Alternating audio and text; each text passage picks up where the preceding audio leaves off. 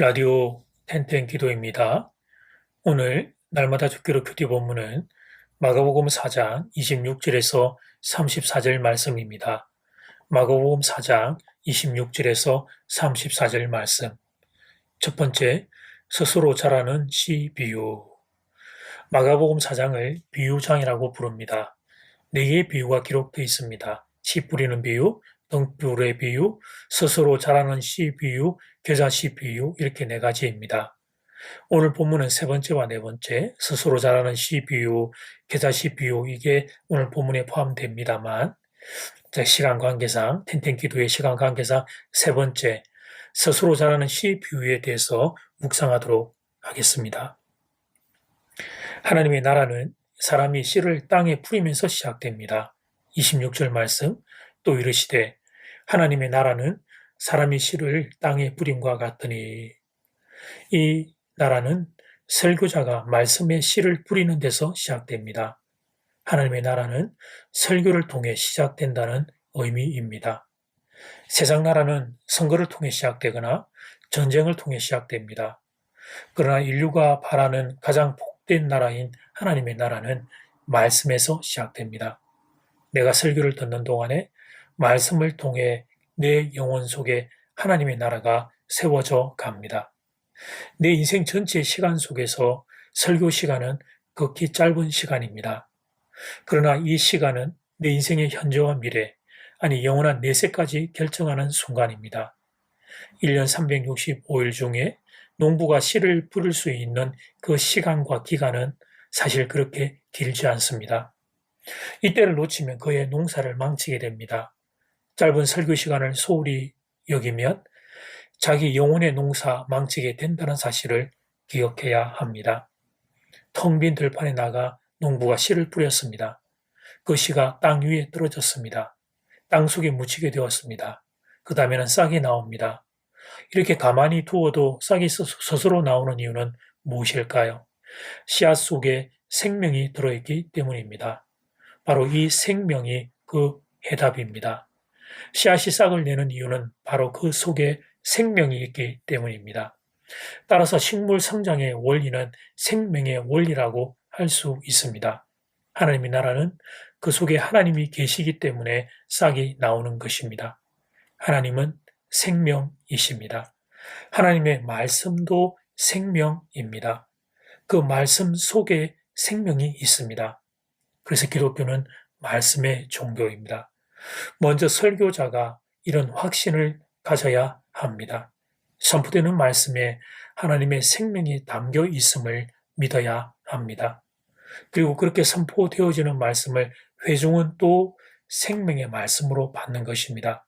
그럴 때 그 자리에서 생명 회복의 역사가 일어나게 됩니다.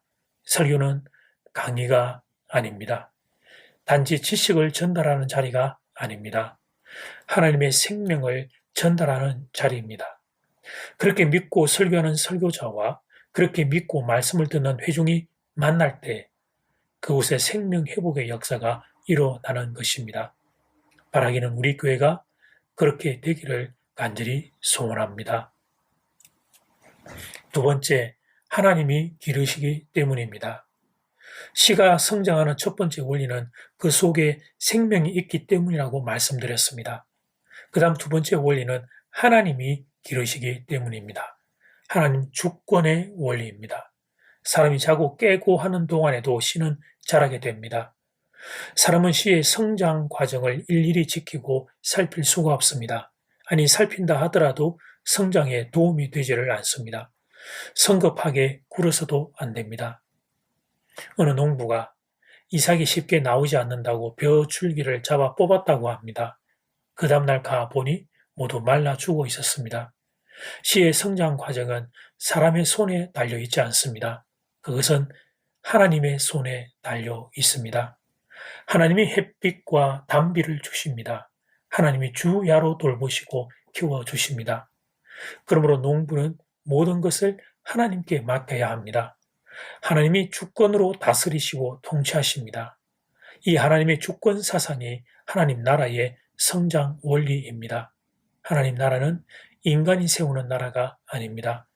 하나님의 나라는 주체가 하나님이시지 인간이 아닙니다. 그 나라는 인간의 나라가 아니라 하나님의 나라입니다. 사람의 힘으로 세우는 나라가 아닙니다. 하나님의 주권 원리는 우리에게 기다림을 배우라고 말합니다. 내 신앙이 갑자기 확 불처럼 달아오르지 않는다요 서둘러서는 안 됩니다. 내 신앙도 새 싹의 단계가 있습니다. 그 다음 이삭의 단계가 있습니다. 이런 단계를 거친 뒤에 곡식의 단계가 오는 것입니다. 28절 말씀, 땅이 스스로 열매를 맺되 처음에는 싹이요 다음에는 이삭이요 그 다음에는 이삭의 충실한 곡식이라. 교회가 빨리 성장하지 않는다고 해서 조급해서는 안 됩니다. 하나님이 성장의 단계를 지키시고 키우시는 줄을 믿어야 합니다. 조용히 기다릴 줄 알아야 합니다. 밤낮 자고 깨고 하면서도 그 어떻게 되는지 모르는 사이에 교회가 성장합니다. 나 개인의 신앙도 성장합니다. 이것이 하나님의 주권을 믿는 성도의 삶입니다. 하나님 믿고 기다리는 것, 이게 성도의 삶입니다. 내 시간표가 아니라 하나님의 시간표를 의지하는 것입니다. 때가 되면 열매가 있고 낫을 되어 추수하는 때가 반드시 오게 됩니다. 하나님의 말씀을 가슴에 안고 믿음으로 살면 반드시 그런 날을 맞이하게 됩니다. 하나님의 말씀은 생명이기 때문입니다. 그러므로 생명이신 말씀을 꼭 붙잡고 인내로 믿음의 경주 달려주시기를 주님의 이름으로 축복합니다. 이제 첫 번째 기도 시간입니다. 받은 말씀과 개인 기도 제목을 가지고 함께 기도하는 시간입니다. 이 시간 다 함께 마음을 모아 주님 앞으로 나아가겠습니다.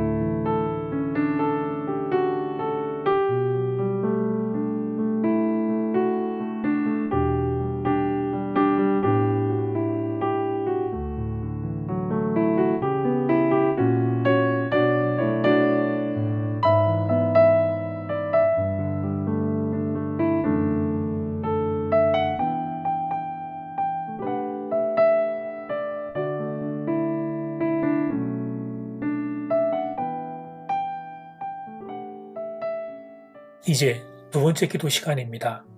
하나님의 나라는 그 속에 하나님이 계시기 때문에 싹이 나오는 것입니다. 하나님은 생명이십니다. 하나님의 말씀도 생명입니다. 그 말씀 속에는 생명이 있습니다. 그래서 기독교는 말씀의 종교입니다. 먼저 설교자가 이런 확신을 가져야 합니다. 선포되는 말씀에 하나님의 생명이 담겨 있음을 믿어야 합니다. 그리고 선포되어지는 말씀을 회중은 또 생명의 말씀으로 받는 겁니다. 그럴 때 그 자리에 생명 회복의 역사가 일어납니다. 그 다음은 그 말씀을 붙잡고 믿음으로 인내하며 기다리는 것입니다. 이 시간 다 함께 마음을 모아 기도드리겠습니다.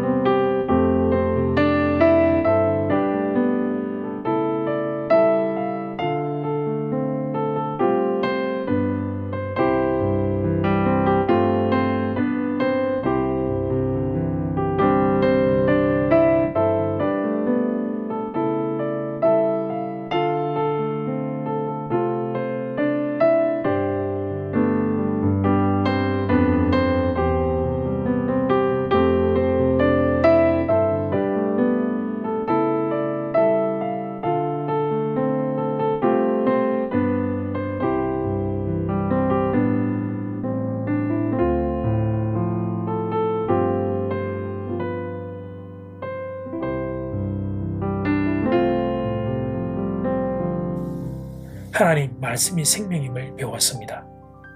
하나님의 말씀이 생명이기에 우리 인생의 영혼가와 인생 가운데 생명의 회복의 역사가 일어남을 배웠습니다. 하나님의 말씀을 더 소중히 여기겠습니다. 그리고 받은 말씀으로 하나님이 주권이 열매 맺게 하는 날이 반드시 오게 될 것을 믿고 합력하여 선을 이루신 날을 믿고 믿음으로 인내하며 걸어가겠습니다. 사랑하는 성도들의 삶 가운데 하나님의 말씀이 생명이 씨앗이 되어 열매 맺는 역사가 일어나도록 하나님의 복을 더하여 주시옵소서. 예수님 이름으로 기도드립니다. 아멘. 이제는 각자 개인적으로 기도하시면 되겠습니다. 평안한 밤 되십시오.